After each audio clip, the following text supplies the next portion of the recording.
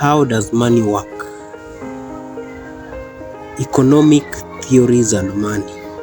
So since the birth of modern economic thought, economists have tried to work out how the quantity of money in an economy affects prices and behavior of consumers and business.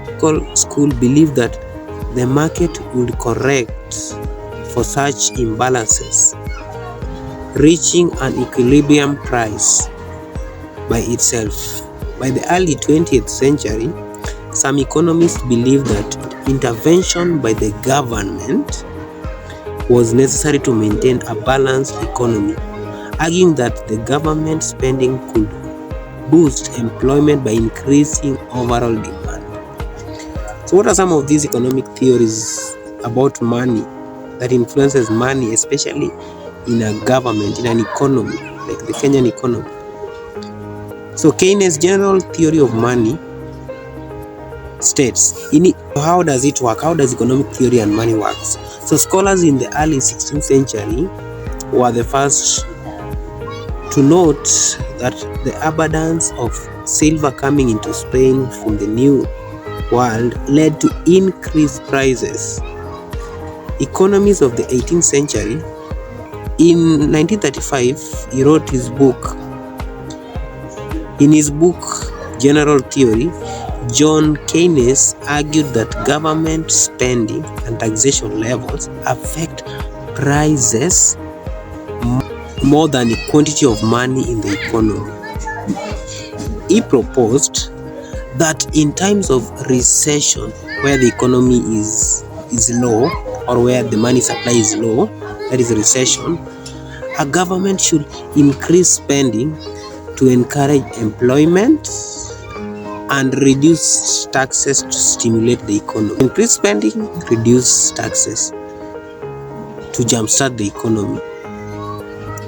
Now, he reasoned on three main things. The government saying that when the output is low or shrinking and unemployment is rising, a government must decide how to react.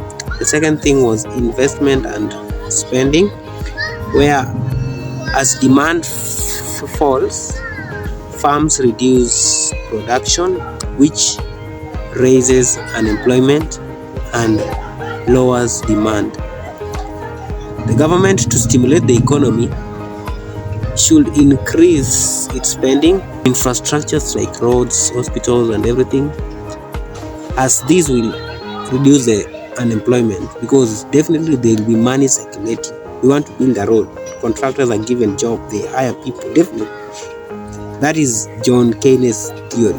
Number two, we have Kingfisher quantity theory of money.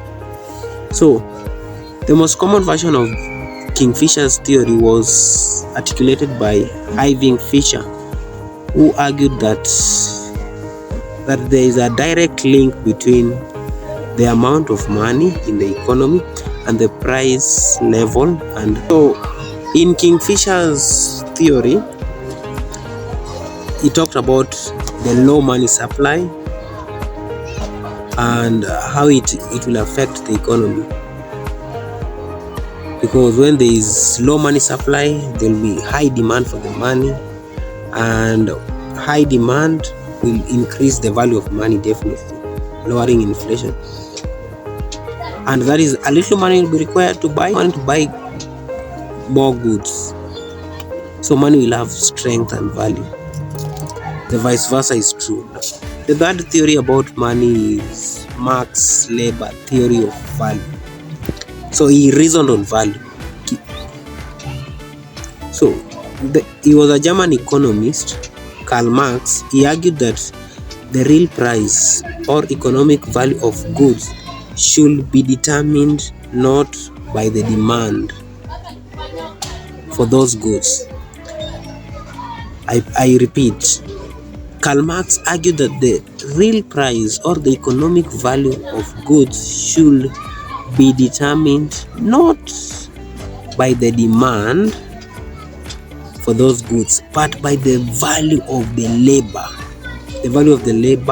that went into producing the good. So he reasoned that the value should be determined based on the effort, the work that was used to produce the good. The fourth theory, we have Hayek business cycle theory. So he was an Austrian economist named Friedrich Hayek, who noted a cycle in the economy in which interest rates fall during a recession where the economy is not working well, the money supply is low. So he argued that during recession, the economy, the interest rates fall. This leads to an over-expansion of credit, necessitating a rise in interest rate and counter excess demand. About the business cycle, from recession to recovery to correction to recession, and how the GDP is affected, the fee of the GDP is affected as a result of the cycle in the business: recession, recovery, expansion, correction, how this affects the money. And the fifth economic theory about money, we have Friedman's monetarism theory. So he was called Milton Friedman. He argued that the government could raise or lower interest rate to affect the money supply. How? Cutting the interest rate would stimulate consumer spending. Cutting the interest rate, because they can borrow at a low interest charge, so they will spend it. Stimulate consumer spending. Rises will restrict it, because they can't borrow because the interest rates are high. So that is how Friedman reasoned on the money supply.